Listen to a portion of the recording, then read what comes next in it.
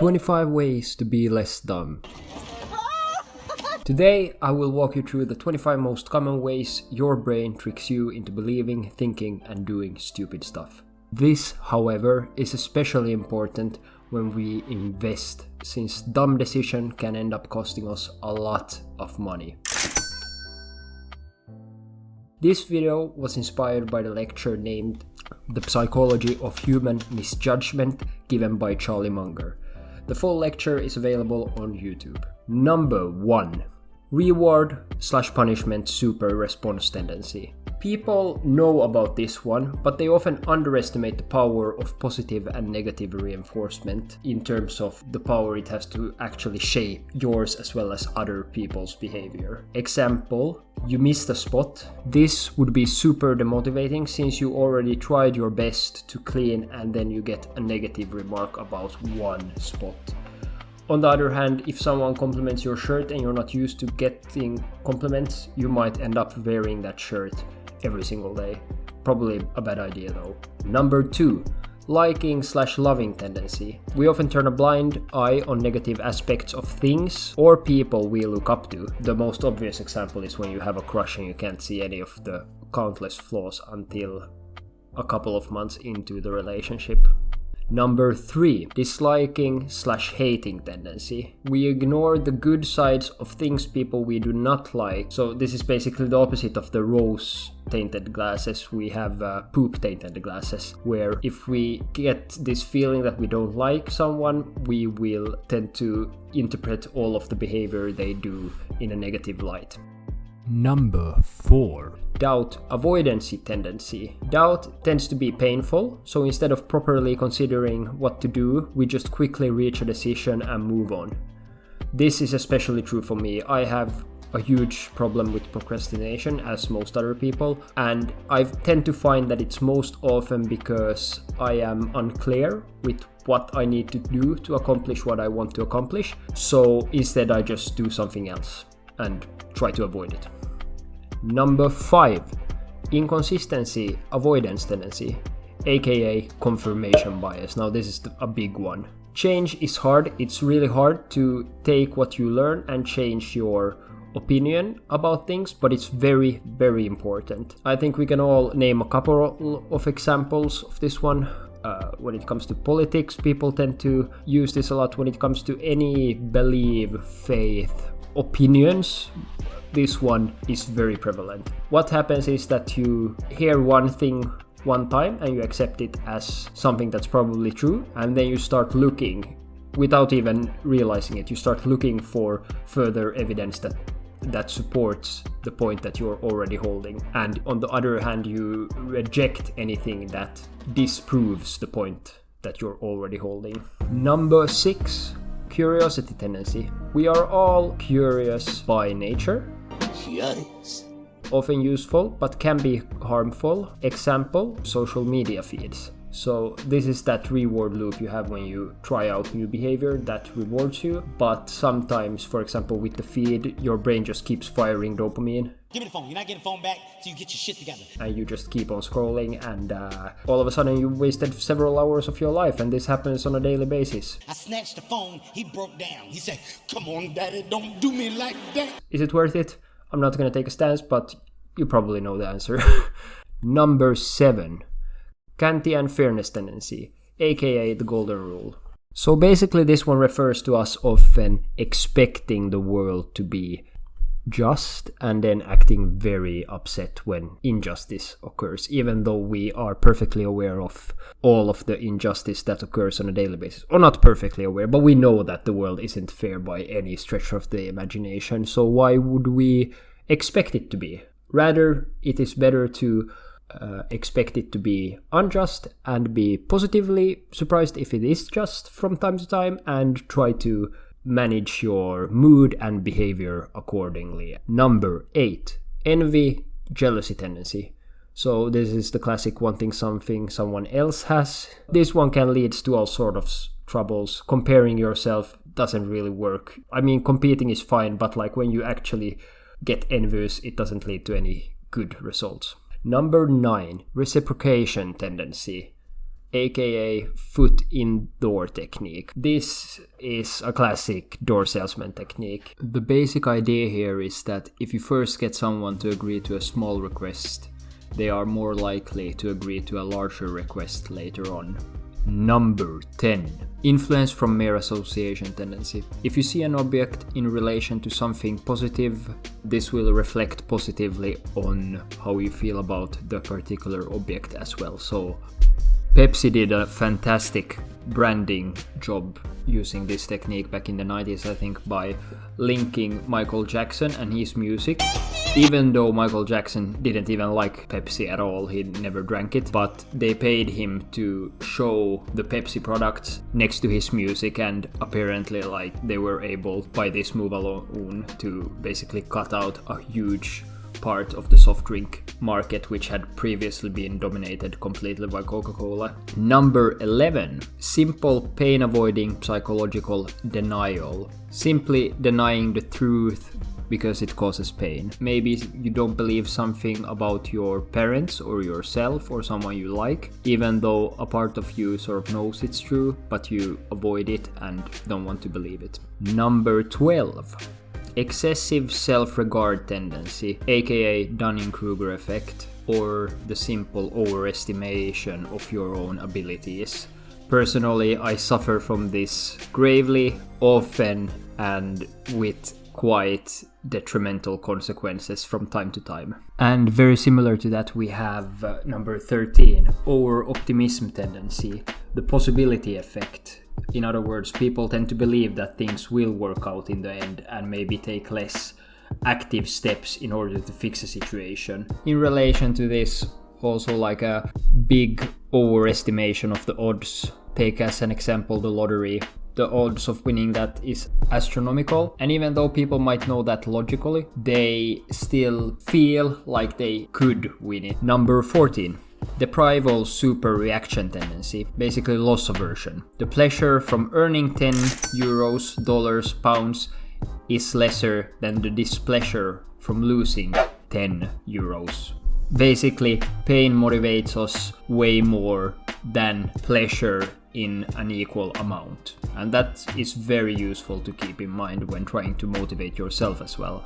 Number 15, social proof tendency, aka bystander effect, or just following the crowd. This is typical for market crashes. Everyone panics, you make dumb decisions, now you're in a world of hurt. This is where it's more important than ever to be so comfortable in your own abilities and your own self, and not necessarily distrust the public, but at least be skeptical enough to know that sometimes they are wrong and you can be right. Number 16. Contrast misreaction tendency, aka contrast effect. You usually tend to think in terms of relative contrast. A great example of this is hands in water. If you would put your left hand into a bucket of cold water and your right hand into a bucket of warm water, then put both hands in a bucket which has water of a temperature that's exactly in the middle of the two of them, then that water is going to feel both warm and cold at the same time. Similarly, what real estate agents, at least the good ones, often tend to do is that they first show you really expensive properties that you have no way of affording and are just way above your price line, so that normally priced properties will seem super cheap to you. Number 17. Stress influence tendency. Adrenaline caused stress prompts faster and more extreme reactions. Again, this is something we can see in the stock market, especially when it crashes, that people get super afraid. Adrenaline boost decisions are good for running, but not for much else, and hey-oh, we have a catastrophic situation on our hands. Number 18. Availability misweighing tendency, aka availability heuristic. What you see is all there is. Thinking fast and slow covers this in great detail. What it basically boils down to is that people will attribute more impact or importance to something that is readily available in their environment. So if you have recently learned something new which you think is useful, you tend to overestimate how useful and how often you can actually apply it. Number 19. use it or lose it tendency. This one is quite self-explanatory. All skills attenuate or diminish without regular use. So unless you use your skills, you're gonna lose your skills. Number 20, drug misinfluence tendency. This is another quite explanatory one. Substances like alcohol are addictive and make you feel deceptively happy and will therefore influence your decision-making process in a negative way. Number 21, senescence misinfluence tendency. The older we get, the more fixed we become in our ways. I think we all know the saying, you can't teach an old dog to sit. But actually you can, but it's just gonna take a bit more work. Number 22, authority misinfluence tendency, basically conformism. The classic Milgram experiment is just fantastic for displaying this. I highly recommend that you check out some videos of that on YouTube. Number 23, twaddle tendency. This one can best be expressed in the quote, if you have nothing to say, say nothing. Or if you are unsure about a topic, don't start speculating about it. Just admit that I do not know enough to confidently talk about this topic or something to that line and leave it at that. This one struck a little bit too close to home, I feel. I feel like we're sometimes guilty of this on the channel, but I guess that's just normal imposter syndrome. Number 24, reason-respective tendency, aka narrative fallacy. So this one can work for both good and bad. I tend to use it in quite a good way. So if you have a reason for doing what you do, a reason to get up in the morning, you're gonna be much more effective, you're gonna be much happier, you're gonna just have an overall better life. The reality of it is exactly the same, but the meaning you assign to everything that happens to you is gonna be a lot different if you believe in a higher power, for example, because then even if bad things happen, if you can believe there's a meaning to it, it's going to be easier for you to process it. So the classic quote to express this is, the person who knows why can bear anyhow. And finally, 25, the Lollapalooza tendency. I don't know if this is actually something or if this is Charlie Munger's own invention. Please let me know in the comments if you do. This is basically synergy. Synergy is a great concept. The best way that I usually describe it to people is 1 + 1 is 3. It's when you have two processes that not only pull in the same direction, but they also help each other along the way to become greater together than they would be on their own. I think a classic example of this would be a well-functioning marriage. I've tried to set up the same system here with the YouTube channel because I've started investing and I've started documenting my investing. So everything I learn I can use for the YouTube channel, everything I learn for the YouTube channel to some extent I can use for the investing. If we are ever to start earning money from this YouTube channel, we can use that money to invest into our stock portfolio and grow the money even more that way. So you have this great synergistic effects here, which is just mwah. Now, this is the downside of that same thing. This is when you combine multiple of these biases, and this happens all the time. And this is when these biases become really, really dangerous. So this is what you want to really watch out for. The most dramatic example would be cults. There you have like just a bunch of thought errors in one, and groupthink and twaddle tendency and all of these things, and conformism, and then finally you have a lot of negative results, most of the time at least. Now, that was pretty much all of them. But just knowing all of these will give you some benefit, of course, but the absolute best thing you can do is study these and really become intimately aware, especially with the ones that you know that you tend to do most often, and start recognizing in the moment that you do them. Regular meditation can help you do this more easily. Then, the key is going to be to just notice that you do this.